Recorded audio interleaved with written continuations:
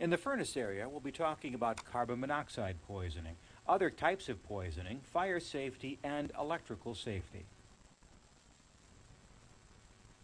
Carbon monoxide is a colorless, odorless, tasteless, poisonous gas that occurs from incomplete combustion. Most CO in the home comes from improperly operating furnaces and water heaters. Symptoms of carbon monoxide poisoning include headaches, nausea and vomiting, dizziness, sleepiness, confusion, and unconsciousness. Immediately remove the persons and/or pets to open air and call 911. Have appliances serviced by qualified contractors to ensure that they are not introducing carbon monoxide into your home, and install carbon monoxide detectors in the home to give you warning when carbon monoxide is being released.